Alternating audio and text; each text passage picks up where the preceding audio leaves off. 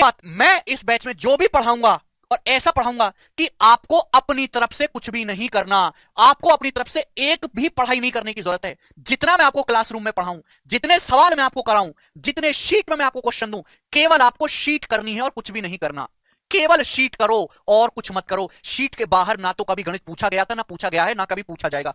केवल आप शीट के सवाल सॉल्व करो और उसके बाद मॉक टेस्ट लगाओ। Mock test, mock test. अगर आपके पास टाइम बचता है, कि मेरे पास टाइम है, तो केवल पिछले 3 साल के प्रीवियस ईयर के क्वेश्चन लगाने। प्रीवियस ईयर के अलावा तो कोई सवाल प्रैक्टिस करना ही नहीं है, केवल 3 साल के प्रीवियस ईयर के क्वेश्चन।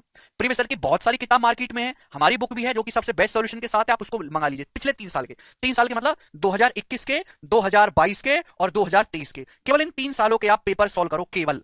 अगर आप सीजीएल की तैयारी कर रहे हैं कि मेरा मकसद जिंदगी में सीजीएल है, तो आप पहले सीजीएल के लगा लो। टाइम बचता है तो पिछले फिर सीएचएसएल के भी लगा लो। सिलेबस सारे एग्जामों का सेम है, लेवल सारे एग्जामों का सेम है, बस नौकरी का फर्क है। सारे exam CGL, CPO, MTS, selection board, सबका जो है सिलेबस सेम है, लेवल सेम है।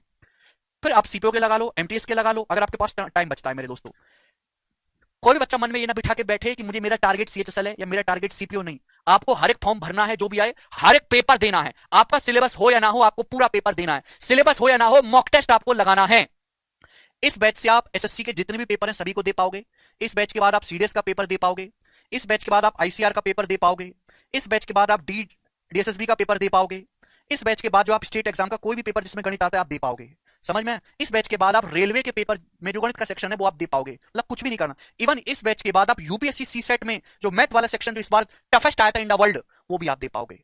समझ में आया? केवल बैच की शीट लगा के अलग से आपको कुछ भी नहीं पढ़ना है। इस बैच में सारे ही इन एग्जाम के क्वेश्चंस को कंपाइल किया गया है, ठीक है ना? समझ में आया दोस्तों आप लोगों को?